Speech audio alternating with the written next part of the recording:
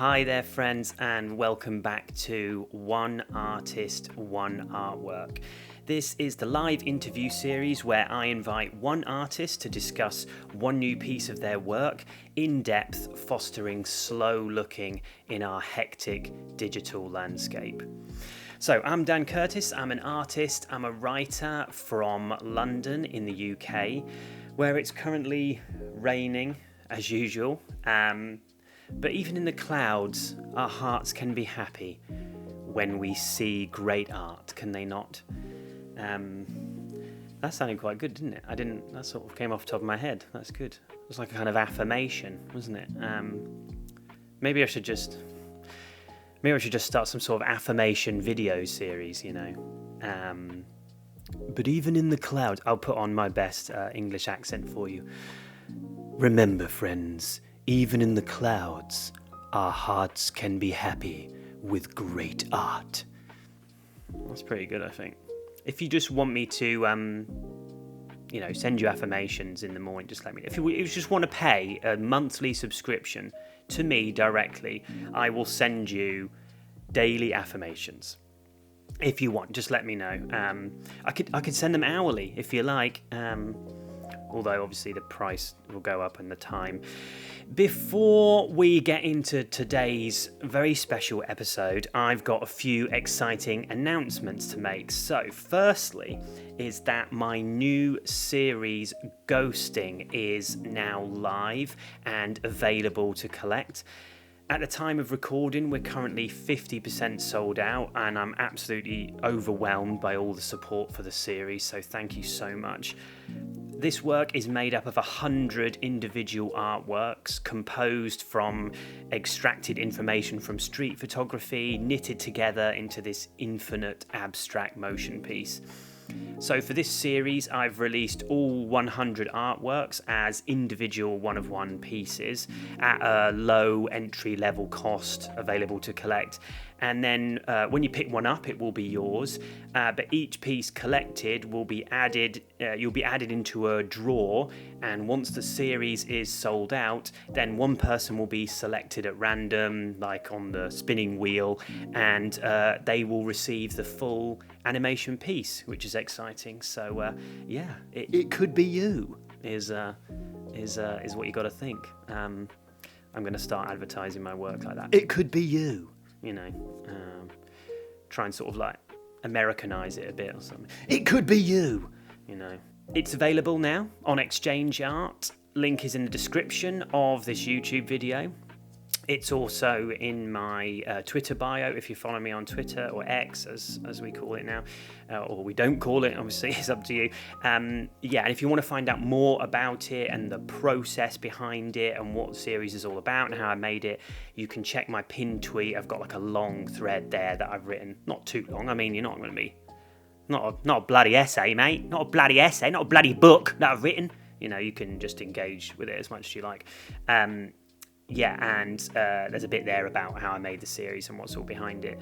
So again, thank you to everyone who's been collecting and who's been supporting the series. Super appreciate it. On to today's episode, and this one is a really special one because I'm going to be sharing with you the recording of the live interview that I did with the amazing ADHD in New York City at the Lincoln Center earlier this month, month of April in 2024, as I'm recording this, which was part of Columbia DSL's Decentralized Futures Festival, which was an amazing festival that ran alongside NFT NYC. Got an incredible event of performances, discussions, live art making, and I was so happy to be invited by Lance Filer at Columbia University to be part of the event. And I just want to shout out again to Lance. Thank you so much to Damzine, who supported me, Nate Solomon, who runs the Collector platform where all the artworks from this series are hosted, and the arts patron MQQ. They all supported me literally to be in New York and do the thing. So really, really thank you to those guys. So let's get into it. And by way of a word of context, if you hear a dog barking as you listen to this recording, it's not your imagination or some sort of sound effect that I've added in. it literally is a dog barking. Okay, there was a very cute service dog in the crowd in New York, and giving us the full New York experience. And I actually thought originally that the dog was just sort of barking every time people clapped. But what I came to understand watching the video back was that this little pup was actually, I think, just a deep lover of sort of post-neo-digital abstract art, which was, warmed my heart, really. And, I thought as well, like, if at home you feel that you want to bark while you're watching this video, then, please do. This is a safe space, to be as you like. So here we go. One artist, one artwork, NYC edition with ADHD. Enjoy.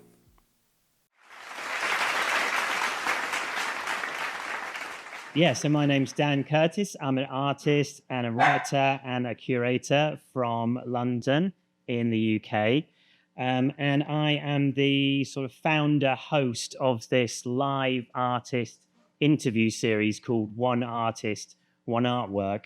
And Lance had been watching these and said, I love what you're doing, come over and do one over here. So that's why I'm here. One Artist, One Artwork is all really about fostering slow looking in a very hectic digital landscape that we all operate in. So I literally does what it says on the tin. I bring onto the interview one artist, we choose a new artwork of theirs, and we only look at that single artwork for the entire interview, with the idea of slowing our brains down and giving a chance to really deep dive into a piece of work. So before I bring on my guest today, I thought, by way of introduction, have you come across some of those studies that sort of get kind of trolled out every year that a lot of galleries and major institutions have done, where they've placed like a camera or a sort of scanner above a painting to track the amount of time that people are looking at a work of art? Have you come across that? Yeah. So across the board, when those studies have been done, it said that the average amount of time that a regular gallery goer is looking at usually a painting, a work of art, is between 7 and 15 seconds. So extremely short amount of time, with 30 seconds being like the top end, like maximum amount of time. And every time this news gets like published every year or so, it's sort of described as this like great moral failure of the public, as if there's some sort of spiritual death taking place because of the lack of time that people are spending with art. And it's only the public that gets blamed, like not the art. No, I don't know if they're like, not the art's like really shit art or really boring or something, I don't know what artworks they're putting the things on, but anyway, that's another question. But I think the problem with these studies is they sort of troll out these statistics and say that that's really problematic, but then the studies never go on to say, so how long then should you look at a piece of art? Is it 31 seconds? And then, I've done it. Is it a minute? Is it 30 minutes? Is it an hour? Is it a day? Is it a lifetime? Is it coming back every week? At what point have you engaged truly with an artwork? And I think the issue and the reason I wanted to start this project of One Artist, One Artwork is that when it comes to slow looking, it's not about the length of time that you spend with an artwork in life. It's about the quality of that time that you spend. Because these studies make it sound like it's an issue of time, which I don't think it is. It's an issue of the quality of looking. So what I want to do with this series is give space to literally slow our brains down, to journey deeper into a piece, and then have the artist with you. And that gives space to meet the work where it is. Because social media, which is actually how most of us engage with digital art these days, particularly if we're making digital art, it creates a very passive form of looking at art. Of course, it's a social media feed. I mean, it literally feeds you the work while you sort of absorb it, and it's sort of fed into your mouth, like lying on top of you. So it's a bit of a gross image, but it kind of is gross, if you know what I mean. It's not communal, it's very much a passive act. So I want to try and bring back some of that slow looking, deeper engagement with artwork. So are you ready to give it a try? We'll do some slow looking together. Yeah, okay, great, thank you. Thank you to my service staff as well. Yeah, well, you haven't really got a choice. I've locked the doors, which 8 hours from now is continuous looking. No, we won't do that. So I'm going to bring up my guest today, who's the amazing abstract artist, ADHD. Let's bring him up. Woo! So Colin makes these incredible, very rich, deep, detailed digital artworks. And before we get into looking at the one piece that we're going to be spending our time on, I just loved a little introduction, so for those who don't know you, about how you've kind of arrived at making this type of work. Sure. I think it's been a long journey. This is definitely not the only kind of work I make, and I work in a lot of different mediums, but I would say this type of work specifically it's come about through many years of making physical work and getting frustrated with, ironically, the slowness of it and the difficulty in editing physical work. I think all of that has pushed me to making more digital work over the last decade or so. But I would say I was thinking about it, and I think that as a young person, a bunch of things all converged at once to bring this style of work out of me. And I think it was zine culture, like being someone who was very immersed in punk rock and hardcore and skateboarding and stuff like that. There was something so magical and special about having friends who would make these little booklets of photography or poetry or basically anything they felt like putting out there, interviews with musicians or whatever.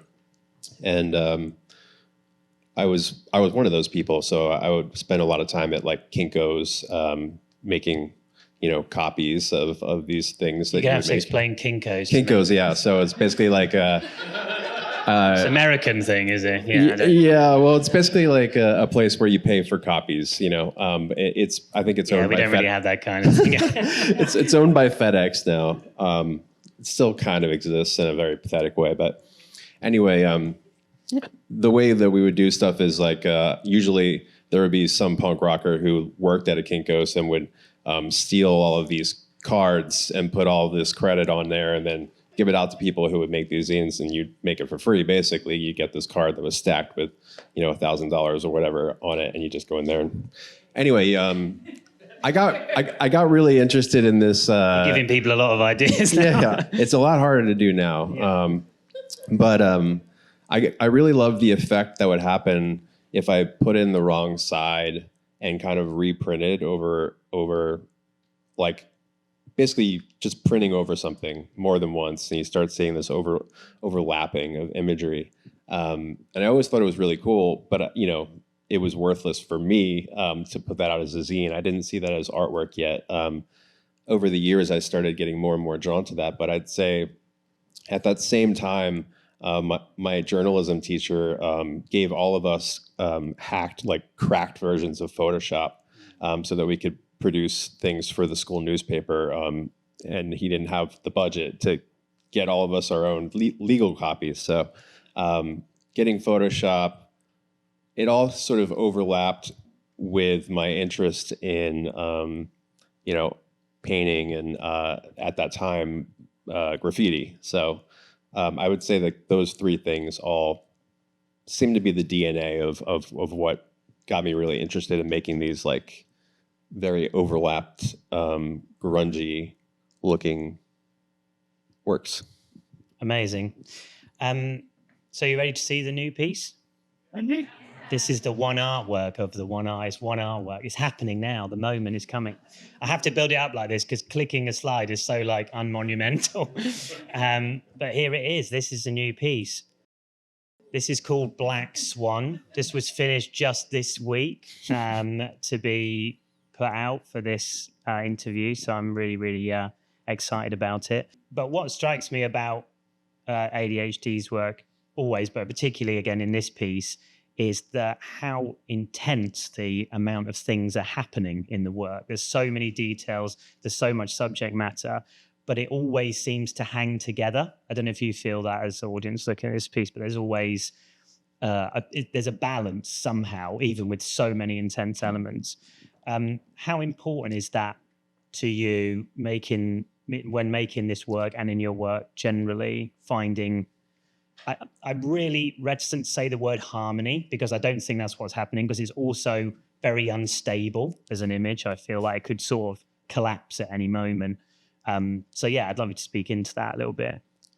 Sure. Well, I'm glad you think that it works and that it hangs together. I think to answer your question, like how important it is to me, I think it's subconsciously really important, but consciously not something I aim for necessarily. I think intuitively, that's something I'm looking for when I decide a work is finished. It's basically a feeling, a ping. Yeah, like.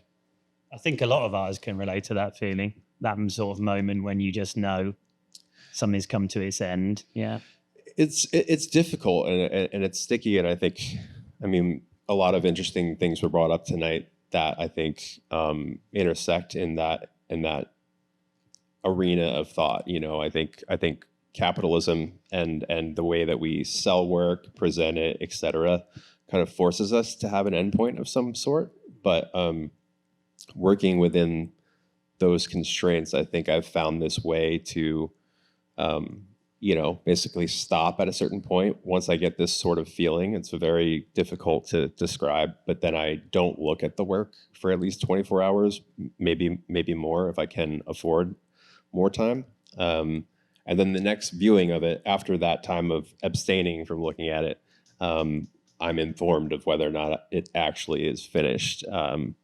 And essentially, I think that is probably represents the harmony that you're talking about. When I'm looking at it, sometimes after that period of time is over, it absolutely horrifies me because it looks so different than what I thought it looked like when I stopped and I thought I was done. And it's very similar. You know, I've spent most of my life as a musician and making works, and I think that would happen to me very often if I would spend a week or more, and then sometimes very long sessions of making music and recording it, listening to it. Your ears start to get tired. Your eyes also get tired, and you lose your compass of what is actually happening. And sometimes you think that you're a fucking genius, but then are completely taken to school by the reality of the fact that no, you were actually just like hallucinating to some point. But yeah, I could go on for a very long time about this. Did I answer your question? I feel like I kind of Not at all. No. Yeah. But thank you anyway. No, you did. You're getting a hint at why I call myself ADHD now. Yeah, ADHD. Yeah. We'll get to the answer in a moment. Yeah. No, it was really helpful. And actually looking at sort of the idea of harmony and things hanging together, not just from the compositional point of view, like it works, but also needing the emotional distance from it, coming back to see if it was what has actually occurred. You know, I think that's a really interesting process. I think I've always seen your work really, and this is interesting applying this particularly to digital types of making, but I've almost seen it as a kind of archaeology. Because I mean, I'm seeing literal process videos of yours as well, but in the results too, there's very much a sense that you've excavated the final image from a mass amount of information rather than like lay it up to the final, which is kind of thinking about zines again, and that is quite similar as well. Do you see yourself as an archaeologist? That's the question. I mean, I was obsessed with Indiana Jones when I was young, so okay. so I guess you're making my dreams come true by saying that in some way. Please don't go off on an Indiana Jones tangent. I could, but no. I mean, I do think what you're saying is pretty on point. Again, to draw the parallel to music, it's a similar way that I work on music, is building up many layers and then more like erasing a lot of that stuff to start creating the image. I think it's a lot probably like sculpture too. You know, you start with this thing. A lot of people say like the sculpture is already done. It's just inside the block. You know, I kind of feel that really way. Corny line, yeah. But like, I do feel that way, that a lot of times I like to let this subconscious process of just building up layers and layers and not thinking about it too much, intuitively working with stuff that is all in the theme of the work that I'm making, and knowing that, like, trusting in the mystery of the subconscious and trusting in my own process to eventually end up where it needs to go. And a lot of that, it does take ripping things apart. That's interesting. So it's almost like inevitability about it. You're layering up, knowing that you're going to kind of destroy it, but you're building a sort of set of a palette almost of ephemera, and then you're going to dig away at it. Yeah. That might be worth picking up a bit more actually as well, because I don't know if people have been aware now, they've been looking at it more, but there are swan kind of imagery within this work. And actually what's surprising about a lot of ADHD's work, and again with this piece, is that most of it is made up from actual imagery, although it's very much an abstract work. There's a lot of writing in there. There's a lot of layering of photographs, or I guess imagery excavated from all types of platforms. It'd be interesting to hear about that. You know, I would consider you an abstract artist. I think you would consider yourself that maybe in some way, but maybe not. But it's interesting that the final result feels extremely abstract, even though there's so much actual imagery in there. I'd be interested to hear your thoughts about just like how you work around that, and how that works for you. Yeah, I'm really interested with digital art. Especially things that I think we could consider digital paintings. I think you could kind of interchange the word collage often too. I don't know. I feel like it's painstaking to like just break it down to a million different like subcategories, or even just saying like mixed media or whatever, especially since it's digital, whatever. So I always succumb to digital painting most of the time. And I think it's apt because I really like to use pre-existing imagery as brushes almost, or seeing it like digital paint. So, and I think that relates a lot to that process of excavation that you talked about. Often I'll put a layer in the work that I know is probably going to be existing at like maybe 2% or 1% of the layer will exist later, but I'm seeing it like a paint. I'm seeing it like that one little bit of that photograph that I put in there, that one little bit of yellow or that one little bit of something. I'm thinking about the way that will bring something to it later, emotionally or energetically. And the same way you would look at a bottle of paint when you're making a physical painting and think like, oh, this tone of blue over this will, that's the way I think about imagery that I'm stacking in these works. So yeah, that's really helpful. Yeah, and I guess maybe a sort of final question before we round up would be maybe something about the idea of destruction or destroying or glitching or breaking down imagery. I think your work kind of asks questions about that, like particularly like in this slide where you've got elements of sort of like batteries running down, power. There's sometimes text message data. There's all those kinds of things. Everything's breaking down. Is that your kind of view of technology, of the digital, or is breaking an image down a way of you kind of understanding it in a sense? I guess both, and then probably I would go even further to say that, like my neurodivergence, like definitely it is a huge part of the way that I'm processing the world, and especially making art. And I think that in a lot of ways, I'm trying to translate how it feels inside of my brain when I'm especially like in modern society, in this day and age, like the way that we are encountering imagery at such a pace, it does sort of start to feel like some of my paintings, like to me, like that is kind of the way it feels when I like replay a day, especially for any of us who are chronically online. I think like it starts to just become this like just absolute like muddled mess of imagery that is feeling like it's decaying. And I don't know, it could have been all the acid that I've taken over my life, but like it starts to become this very... Yeah, it's definitely there. Yes. Yeah. No one else has this experience.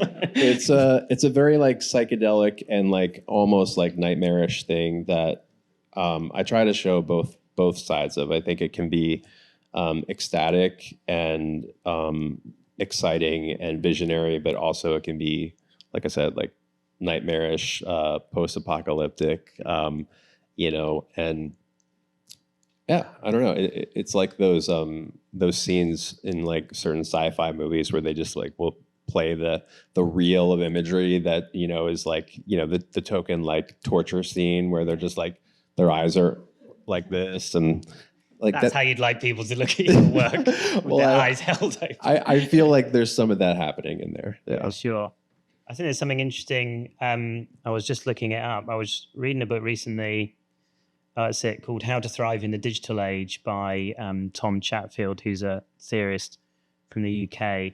And he was talking about the idea, again, particularly with scrolling technology, as I was talking about earlier, with extreme amounts of imagery and very passive looking, that it creates what he calls a perpetual present. And I've been thinking about that in terms of art constantly revealing itself to you on a timeline. There's never any ending to it. That's why it's so hard to slow down and do something like this on a scrolling device as well, because it literally is not designed for it. It's impossible to do. But he said we're developing a culture in which it's almost impossible for us to hold on to our own past. And I thought that was really powerful in terms of like literally even in a small amount of scrolling, it's almost amnesiac. I can very little then remember what I've seen. Even if you ask me directly, what 30 artworks have you just looked at in that last like 2 minutes? And I think your work speaks into that in some way, which I think is quite powerful. I mean, that resonates deeply for me, even just within my own work. Like I'll look at a piece that I made a year ago and literally be like, what the fuck? like when did that happen? And like, where did that come from? All the acid you took when you were younger. True. But no, yeah, it's important. Yeah. I do think a lot of what has been said here tonight, especially earlier on, like the way that art is being made at a faster pace. Again, I think about music. I think about how like what artists can like hole up for like 3 or 4 years now and make an album, and they just go away and like make their masterpiece or whatever for millions. I think like that time's over for the most part. I think in a lot of ways, in the art world, it's similar. I think that like there are some people that can afford to make works, like one work for years, and somehow figure out a way to make that happen and be sustainable. But I do think that the pace at which we're taking in information is being reflected in the way that we're putting it out.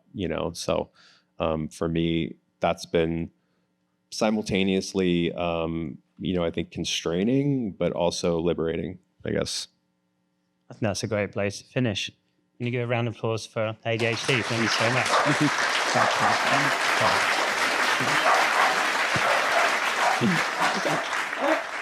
I should have said, could you please bark for my guest? So that was the interview, friends. I hope you enjoyed it. I really enjoyed being there, and doing that live was just such a great experience. Thank you again to ADHD for traveling and doing the interview with me and being willing to share his process and everything behind his work. And Columbia DSL for the invitation. And I also want to shout out, so many of the Columbia Digital Storytelling Lab students were there to make the event happen. All behind the scenes and supporting us and filming the event and all these things. And of course, a lot of those same students are now, at the front of these protests that are going on at Columbia University and universities across America and now across the world. And I just want to say solidarity to those students as they protest this crazy genocide in Gaza and across Palestine. I'm just so thankful for all you're doing, and keep on doing it. It's amazing and it's changing things, and that's what we need right now. So I'll see you in 2 weeks' time, where I'll be interviewing the next guest, who is the mighty and enigmatic Sleeper. Super excited about this one. This is going to coincide with his first big solo show in the UK, which is running at the end of this month. If you are in London, please come along to the show. I'll be running slow-looking tours of the show as well, and in London at the gallery, so come along for one of those, and I'll post more information about that when the time comes. But for now, in 2 weeks' time, join us at the next One Artist, One Artwork, streaming live on YouTube and on Twitter, as we discuss in depth one of these huge, intricate works from the exhibition. As always, love you so much.